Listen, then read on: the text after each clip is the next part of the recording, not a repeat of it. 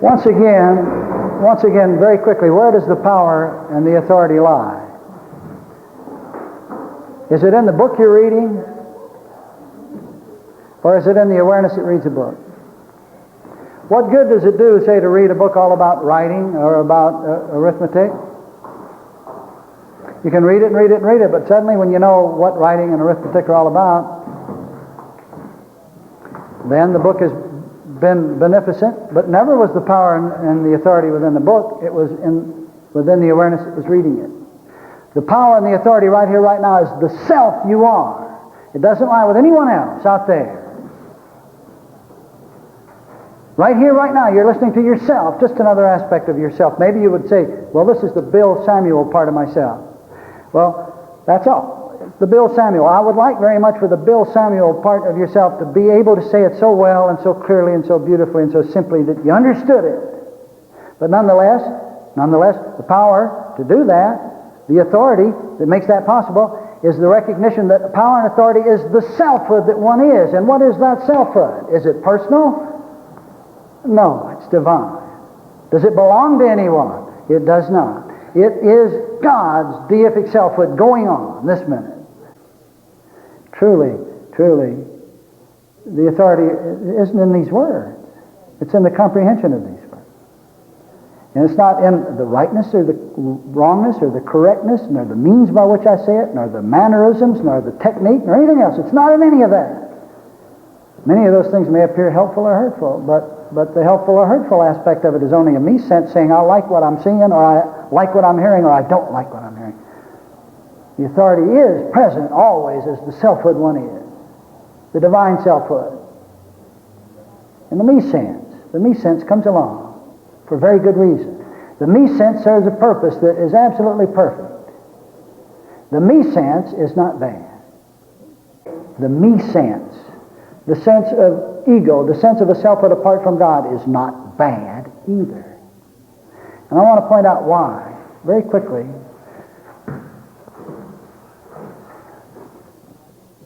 Back in my many days of anguish, I used to go up into the Smoky Mountains.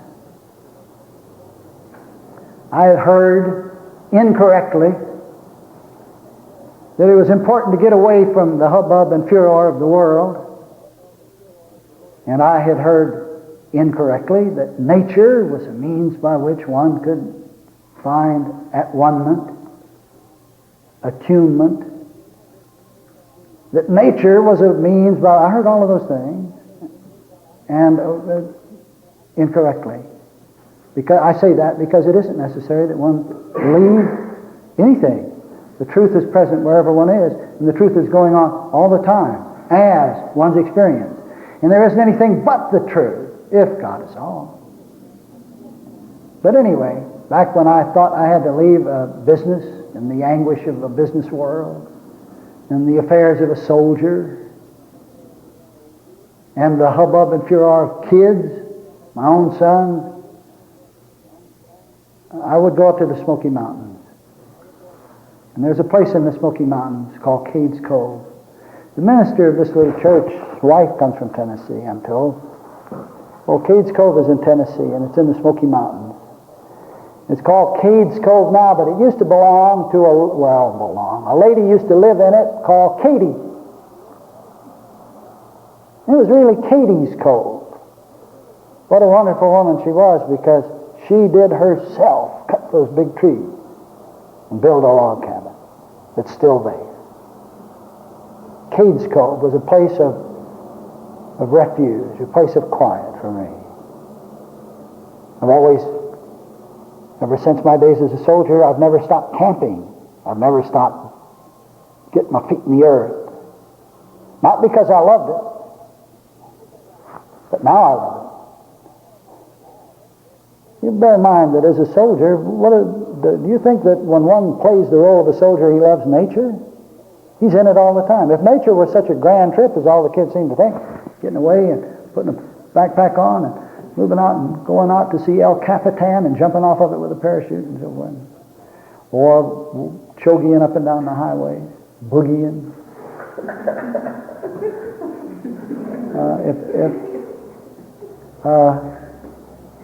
Well, there I was as a soldier, you know, a river that I speak about and have lived on now, and I love rivers.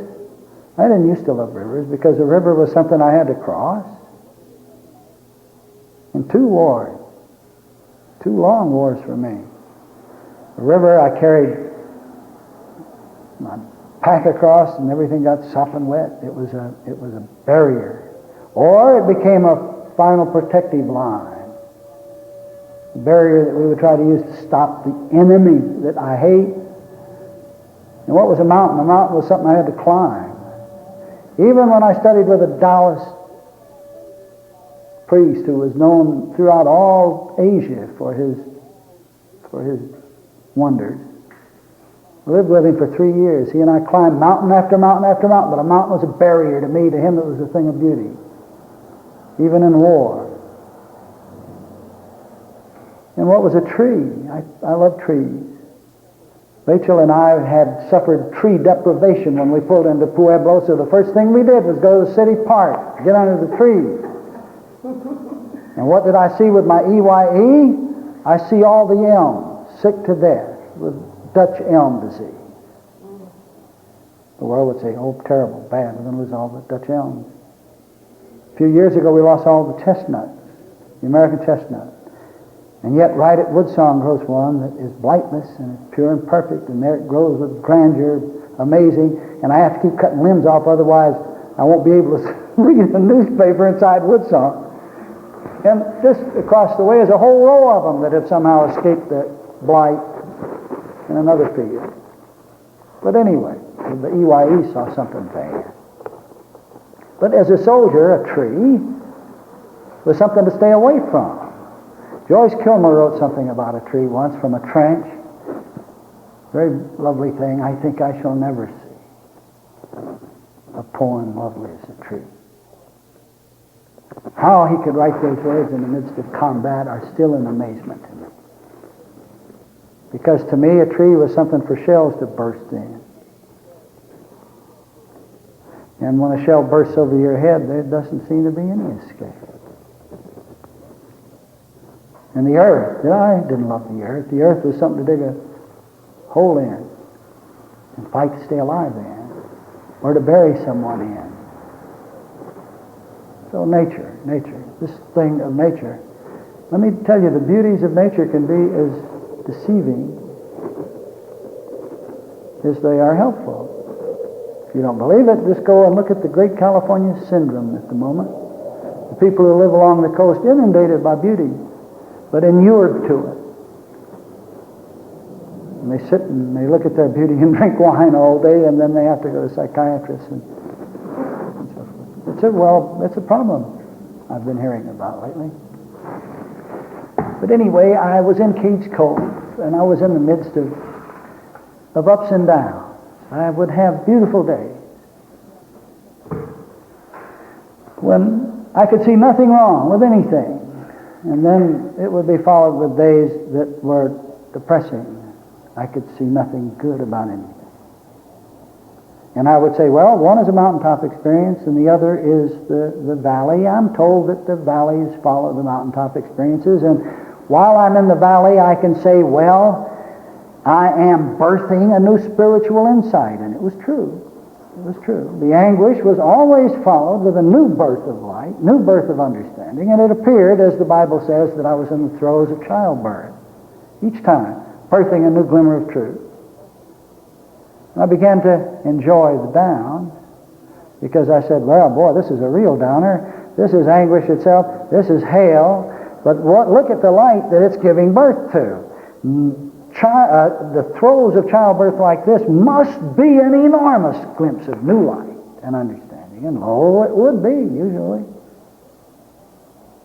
But sometimes the downers were awful. And I can recall that right after the melody, the experience that I've recorded in the melody, the very evening following that experience, I wanted to jump off the mountain I had climbed. And would have, I think. So, okay, what about all this anguish? And what about these uppers and downers? And how is it possible to stay on the mountaintop forever? It isn't necessary to stay on the mountaintop forever, and no one ever has, and nor is anyone expected to. That is, in the tangible experience. But the truth is, awareness is the mountain, and all there is to mountains, and it is also all there is to valleys, and it understands them, and it understands the purpose of them. But suppose one were to be on the mountaintop of elation continually. He would, like Plotinus, write a book that no one would understand or ever understand. Who can understand the words of a mountaintop experience?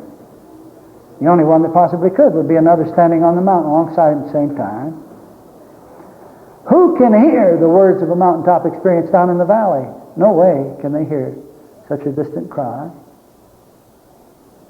So Plotinus, the mountaintop experience gives birth to the words that are mystical, that are purely, so clearly beyond the intellect and its understanding. The pond experience allowed me to see things in a new light. Suddenly mountains weren't mountains anymore. They were real mountains. And trees weren't just ordinary things. They were life, courage, strength, patience, comfort, service. And birds, or as they say in the South, buds. Rachel every morning says, it's time for me to go out and feed the buds.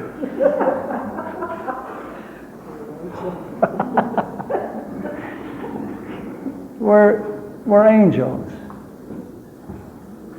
But it didn't last. By the end of the night, they were birds again, mountains again. All right, in Cades Cove, I asked this old man, what is beauty? He was selling honey. He was one of the few who had been allowed to remain there. And he was to be a custodian. His ancestors had settled in the mountains. He was a few kept on by the Park Service to maintain the land. And he had hives all over the place, and he was selling honey, and he had his little stand down by this dirt road. And in Cades Cove, there's no electricity, no telephones.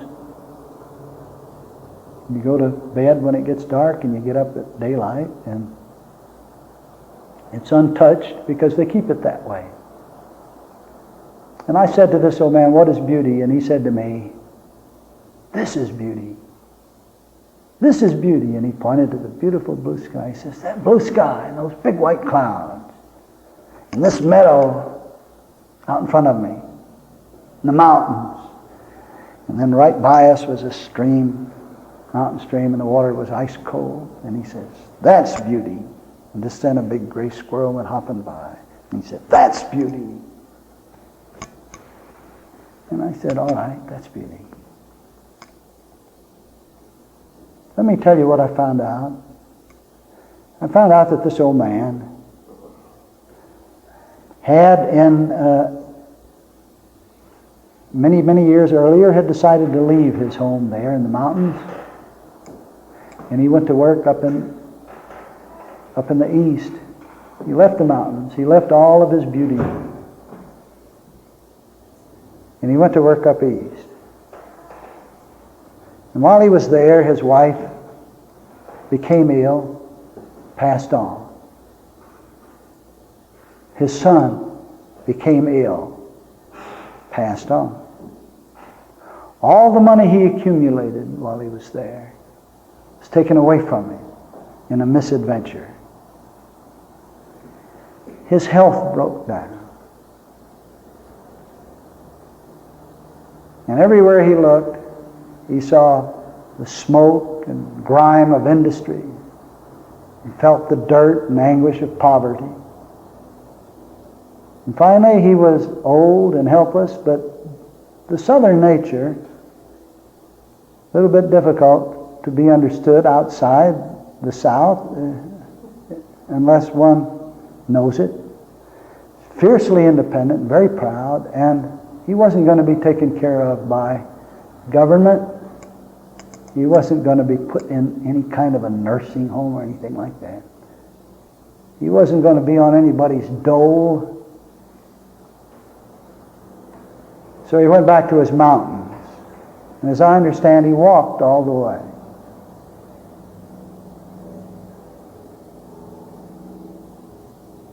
It was after that experience I said to him, "What is beauty?"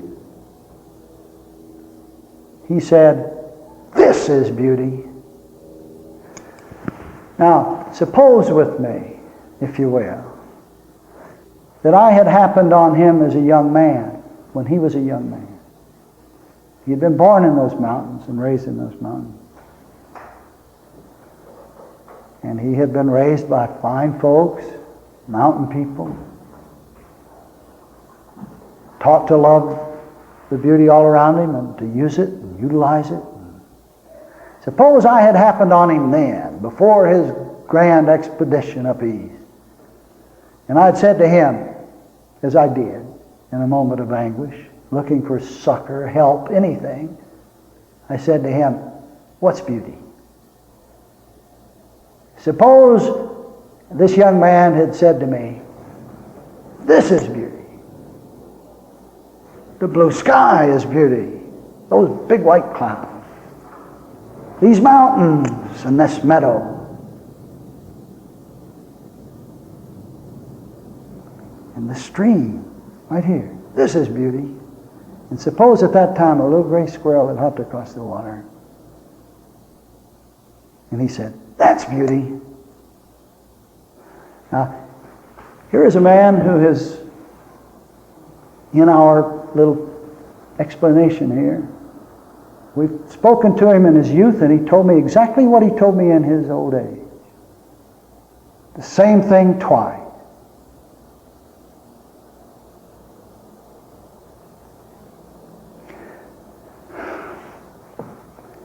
What would be the difference in the two statements?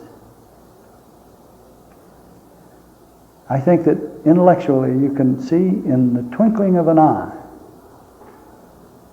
that after he has gone, even though his first words were correct, as far as correct, incorrect go, right or wrong go,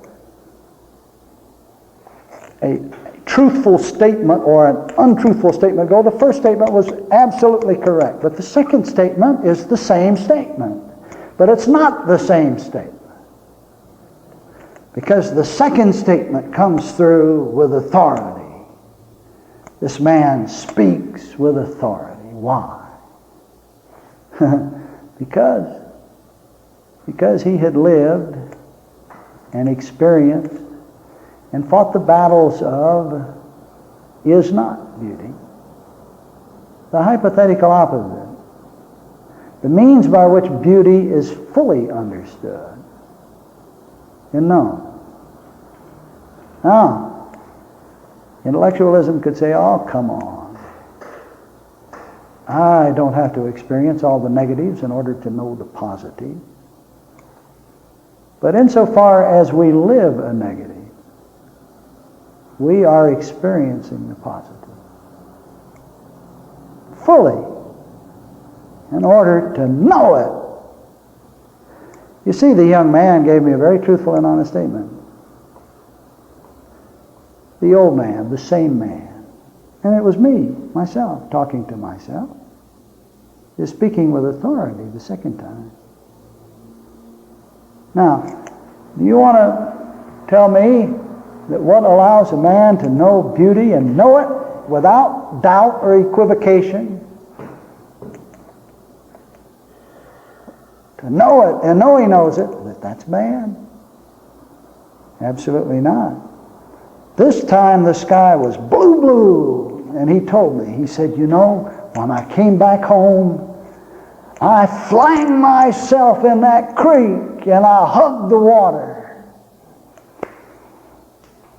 He said, "I hugged the trees."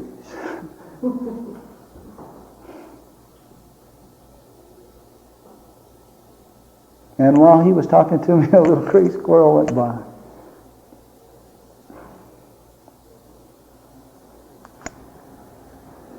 All right.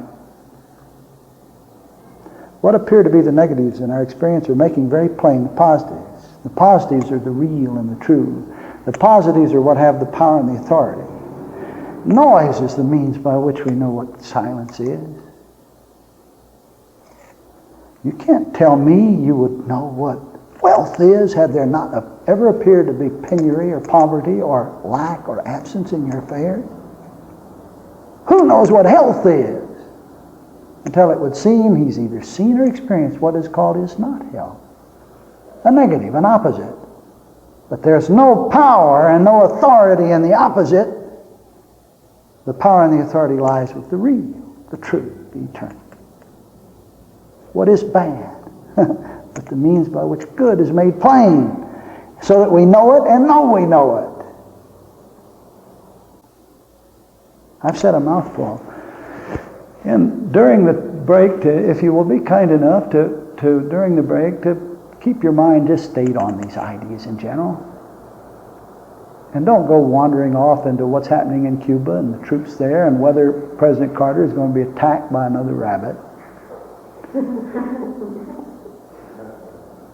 And whether there's going to be a turmoil or a collapse of the economy or what. Just forget all that and just keep your mind stayed just a little bit on, okay, one doesn't have to dismiss the sense of anguish from oneself, but say, what's going on here? The means by which I can understand what peace is all about. What is night? It's certainly not the absence of light. Oh, by some definitions, it's the absence of light, because the sun is occluded. No such thing. Every grain of sand you pick up can be turned into an immense ball of light. Light's present. Light isn't absent. So what is darkness? The means by which light is made plainly apparent. Who would ever know what light was? What light really is? Unless there had been night or darkness. Who would ever know what the consistency of eternal peace is all about had it not been for the ups and downs, the comings and goings, the mountaintop experiences, and the waverings and the frustration? My peace give I unto thee, not as the world understands peace to be, was the statement a carpenter made. And what I've said to you today is true and faithful, because I've lived it so. And I know it so.